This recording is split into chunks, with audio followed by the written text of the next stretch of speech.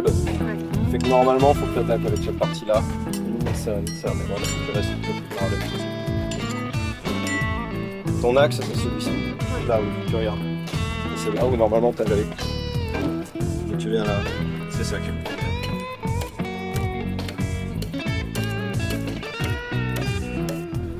Là, on organise un stage de taille d'équarrissage à la hache. Donc, on part de troncs d'arbres et puis on les rend d'équerre en fait à la hache de façon manuelle, comme faisaient nos anciens.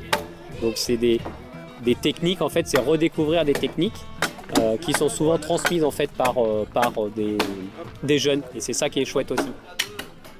La grenotte, c'est du patois de chez nous qui veut dire, il y a deux définitions, qui veut dire petite graine ou petit panier qui accueille les graines. Et on trouve que la symbolique est belle par rapport aux 3 thématiques qu'on peut avoir. Donc le premier thématique, c'est une zone permaculture. On a 5000 m² et c'était une ancienne prairie à moutons qui était compactée depuis très longtemps. Donc là, on est dans la zone où on a fait des zones à plat pour la récupération d'eau de pluie qui fera 260 m3 d'eau. On a commencé à monter la serre de 250 m² et on a évacué aucune terre. Donc on a créé des buttes pour pouvoir couper le ruissellement, couper du vent.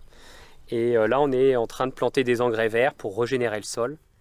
On a aussi une activité atelier partagé, donc où on peut avoir des particuliers qui viennent louer les ateliers pour autoconstruire par exemple leur tiny ou leur charpente. Et nous, on peut les accompagner d'un point de vue professionnel. On a aussi des professionnels qui peuvent venir louer pour leurs projets spécifiques les ateliers. Je suis feutrière. On a le bon exemple aussi de Daniel. Alors il se trouve qu'aujourd'hui je devais faire simplement des démonstrations et puis qu'elles ont voulu essayer.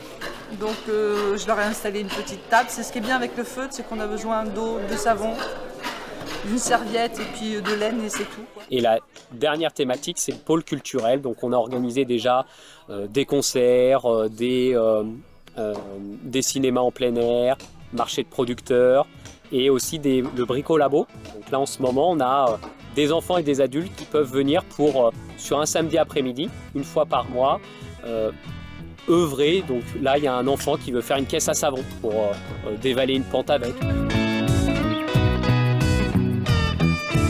Donc le message qu'on aurait apporté, c'est vraiment la coopération et la réciprocité.